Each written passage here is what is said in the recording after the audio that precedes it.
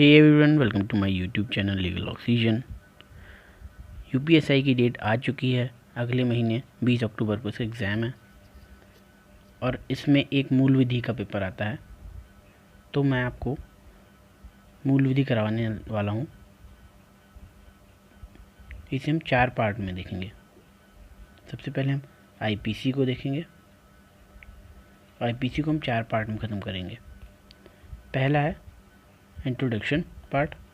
Second part रहेगा, इसमें हम इम्पोर्टेंट सेक्शन देखेंगे। पार्ट थर्ड है आपका इम्पोर्टेंट केसेस और पार्ट 4 में हम इसके इम्पोर्टेंट क्वेश्चंस लगाएंगे। तो चलिए शुरू करते हैं आईपीसी से। आईपीसी का फुल फॉर्म है Indian penal code 1860। Act number है इसका 45।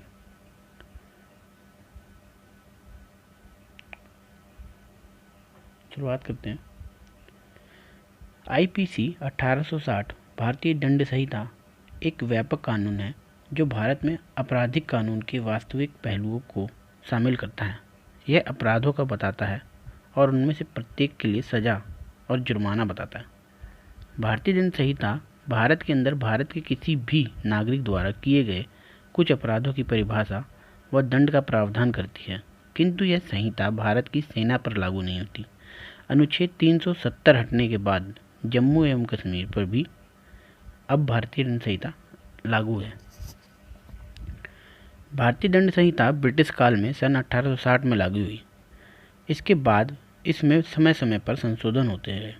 विशेषकर भारत के स्वतंत्र होने के बाद पाकिस्तान और बांग्लादेश ने भी भारतीय दंड संहिता को ही लागू किया। लगभग इसी रूप में यह विधान तत्कालीन अन्य ब्रिटिश उपनिवेशों Burma, Sri Lanka, Malaysia, Singapore, Brunei आदि में भी लागू थी, लेकिन इसमें अब तक बहुत संशोधन किए जा चुके हैं। आइए जानते हैं आईपीसी क्या होती है। इसे सामान्य शब्दों में समझते हैं। भारतीय दंड संहिता को इंडियन पिनल कोड, भारतीय दंड विधान और उर्दू में ताज-ए-रात-ए-हिंद भी कहते हैं, जो कि 1860 में बना था। आपने फिल्मों में देखा होगा कि कोर्ट में जज जब सज़ा सुनाते हैं तो कहते हैं कि ताज-ए-रात-ए-हिंद दफ़ा 302 के तहत मौत की सज़ा दी जाती है। ये और कुछ नहीं बल्कि भारतीय दंड संहिता की ही होती है। और दफ़ा का मतलब होता है धारा, जिसे इंग्लिश में हम सेक्शन कहते हैं। ये धारा या सेक्शन लगातार संख्याओं को कहते हैं।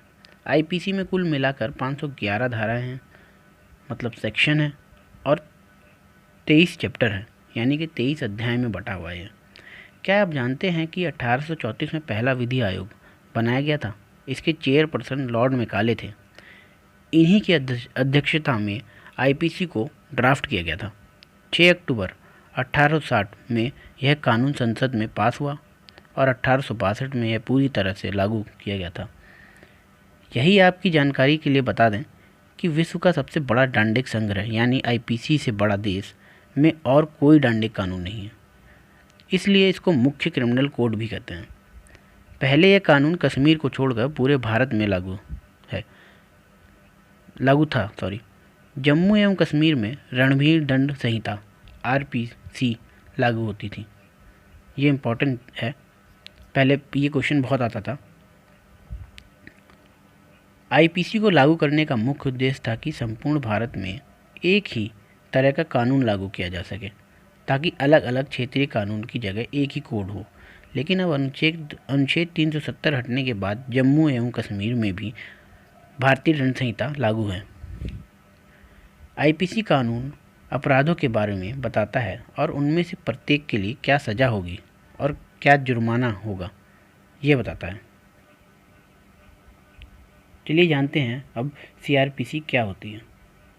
तो इसे कहते हैं हम the code of criminal procedure code 1972, act number 2। तो अब जानते हैं सीआरपीसी को कोड ऑफ क्रिमिनल प्रोसीजर और हिंदी में दंड प्रक्रिया संहिता कहते हैं। यह कानून सन 1973 में पारित हुआ और 1 अप्रैल 1974 में लागू हुआ था। एट प्रेजेंट इस एक्ट में 484 सेक्शन, 2 शेड्यूल और 56 फॉर्म तथा 37 चैप्टर हैं। ये याद करने लायक है कि इसका एक्ट नंबर क्या है। एक्ट नंबर इसका 2 है ठीक है। आईपीसी का एक नंबर 45 था। और इसमें टोटल सेक्शन कितने हैं? तो इसमें टोटल सेक्शन है 484, 2 शेड्यूल हैं, 56 फॉर्म्स हैं। फॉर्म्स देखिए वो हैं जो कोर्ट में यूज़ करे जाते हैं, मतलब फॉर्म भरे जाते हैं, जैसे बेल के लिए अलग फॉर्म होता है, तो इसी टाइप के फॉर्म्स हैं। टोटल 56 फॉर्म हैं और 37 चैप्टर्स हैं। चलिए आगे देखते हैं। किसी भी प्रकार के अपराध होने के बाद 2 तरह की प्रक्रियाएं होती हैं जिसे पुलिस किसी अपराधी की जांच करने के लिए अपनाती है। एक प्रक्रिया पीड़ित के संबंध में और दूसरी आरोपी के संबंध में होती है। इन्हीं प्रक्रियाओं के बारे में सीआरपीसी में बताया गया है। दंड प्रक्रिया संहिता को मशीनरी के रूप में भी वर्णित किया जा सकता है, जो मुख्य आपराधिक कानून आईपीसी के लिए एक तंत्र प्रदान करता है। प्रक्रियाओं का विवरण इस प्रकार है। सबसे पहले इन्वेस्टिगेशन ऑफ क्राइम, अपराध की जांच। सेकंड है ट्रीटमेंट ऑफ द सस्पेक्ट्स, संदिग्धों के प्रति बर्ताव। थर्ड है एविडेंस कलेक्शन प्रोसेस, साक्ष्य संग्रह प्रक्रिया।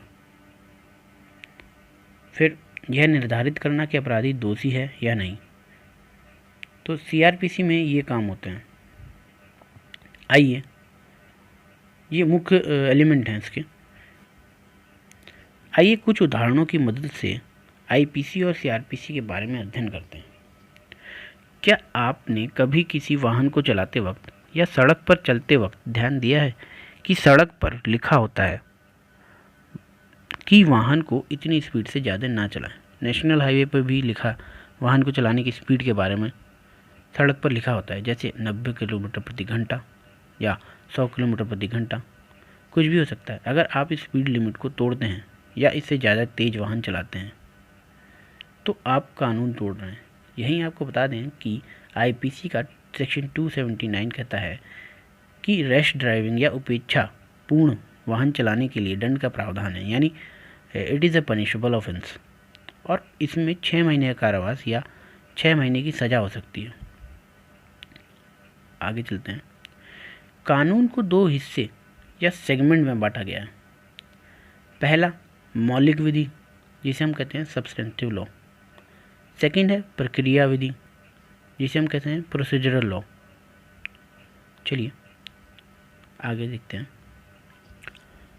आप इस चार्ट का स्क्रीनशॉट लेके इसे ध्यान से देखिए और समझिए, तो आपको समझ आ जाएगा कि भारतीय दंड संहिता सब्सटेंटिव लॉ होता है और दंड प्रक्रिया संहिता प्रोसीजरल लॉ होता है। क्योंकि भारतीय दंड संहिता अपराधों को डिफाइन करता है, परिभाषित करता है, और उसमें क्या सज़ा दी जाएगी वो बताता है, किसी अपराध को करने पर क्या सज़ा दी जाएगी। बट यहाँ पे दंड प्रक्रिया की बात करें तो दंड प्रक्रिया संहिता बताता है कि अब जो आईपीसी में अपराध दिए गए हैं और उसके लिए जो पनिशमेंट दी गई है तो उसके लिए क्या प्रक्रिया अपनाई जाएगी। तो सीआरपीसी एक तरीके से मशीनरी का काम करती है। तो चलिए देखते हैं। मौलिक विधि और प्रक्रिया विधि को फिर से बांटा गया है। सिविल कानून मतलब सिविल लॉ और डांडिक कानून मतलब क्रिमिनल लॉ। उर्दू में सिविल कानून को दीवानी विधि कहते हैं और डांडिक कानून को फौजदारी विधि कहा जाता है। आईपीसी मौलिक विधि सब्सटेंटिव लॉ है और सीआरपीसी प्रक्रिया प्रोसीजरल लॉ है। चलिए अब आईपीसी और सीआरपीसी में क्या डिफरेंस है ये समझ लेते हैं। आईपीसी और सीआरपीसी कानून क्या कहते हैं। आईपीसी अपराध को परिभाषित करती है और दंड का प्रावधान करती है, यानी it defines offences and provides punishment for it, जैसे कि मैंने पीछे आपको समझाया था। यह विभिन्न अपराधों और उनकी सज़ा को सूचीबद्ध करता है। वहीं सीआरपीसी आपराधिक मामले के लिए किए गए प्रक्रियाओं के बारे में बताती है। इसका उद्देश्य आपराधिक प्रक्रिया से संबंधित कानून को मजबूत करना है। क्या आप जानते हैं कि अपराध क्या होता है? लोभ, क्रोध, ईर्ष्या, बदला या अभिमान अपराध करने के प्रमुख कारण होते हैं। चलिए अब हम इनकी अवस्थाएं समझते हैं। किसी भी ऑफेंस को करने के लिए 4 अवस्थाएं होती हैं। अगर आप 4 अवस्थाओं को कंप्लीट कर लेते हैं तो वो ऑफेंस हो जाता है, कहलाता है। पहली स्टेज होती है आपकी इंटेंशन की। इंटेंशन मतलब आप किसी से बदला लेना चाह रहे हैं या आप उसे क्षति पहुंचाना चाह रहे हैं, ईर्ष्या करते हैं, उससे क्रोध है, तो आपने उसके लिए अपने दिमाग में उसके प्रति एक आशय लाया, एक इंटेंशन लाई। कैसी? क्रिमिनल इंटेंशन, ईविल इंटेंशन, कि मुझे उससे बदला लेना है। तो ये क्या हो गई? पहली स्टेज हो गई। अब सेकंड स्टेज पे आते हैं। सेकंड स्टेज है आपकी प्रिपरेशन। अब बदला आपको किस तरीके से लेना था? बदला आपको लेना था, मान लीजिए उसे जहर डाल के देना था खाने में, तो जहर डाल के देना था, तो उसके लिए आप प्रिपरेशन करेंगे ना। प्रिपरेशन कैसे? जब आप मार्केट में जहर लेने जाएंगे और आपने जहर ले लिया, तो यहाँ पे ये हो गया प्रिपरेशन, मतलब मार्केट से ले जाकर जहर लेके आना, ये प्रिपरेशन सेकंड स्टेज। इसे मैं एग्जांपल के थ्रू समझ रहा हूँ। थर्ड स्टेज है आपका अटेम्प्ट। अब अटेम्प्ट मतलब आपने जहर खाने में मिला दिया, ठीक है, यहाँ पे ये अटेम्प्ट हो गया। अब आपका फोर्थ स्टेज है एकम्प्लिसमेंट, ठीक है। अब जहर खाने में जो आपने जहर मिलाया था वो आपने उसे दे दिया और उसने वो खा लिया, तो यहाँ पे ये फोर्थ स्टेज कंप्लीट होती है। चलिए अब देखते हैं fundamental elements of a crime. तो सबसे पहले फर्स्ट एलिमेंट होता है ह्यूमन बीइंग, जिसे सेक्शन 11 में डिफाइन किया गया। सेकंड है मेंसरिया, मतलब इविल इंटेंशन या गिल्टी इंटेंशन, हम इसे क्रिमिनल इंटेंशन के नाम से भी जानते हैं। थर्ड है एक्टस रियस, और या इसे हम कहते हैं इलीगल एक्ट, और या omission. Acts Reis Latin word है। फोर्थ एलिमेंट है आपका इंजरी, जिसे सेक्शन 44 में डिफाइन किया है। आइए इसको उदाहरण से समझते हैं। मान लीजिए सड़क पर 5 लोगों ने किसी आदमी को रोका और डरा धमका के उससे घड़ी, पैसे और चैन लूट लिए, और अखबार में छपता है कि 5 लोगों ने एक आदमी को सरेआम लूटा, तो क्या ये लूट है? इसी प्रकार एक और उदाहरण देखिए। 2 लोग किसी बैंक में घुसते हैं और 2 करोड़ रुपए ताला तोड़कर निकाल लेते हैं, और अखबार में छपता है कि 2 लोगों ने बैंक में डकैती डाली, तो क्या ये डकैती है? हम आपको बता दें, ये दोनों ही गलत छपी हैं। ना तो वह लूट थी और ना ही यह डकैती है।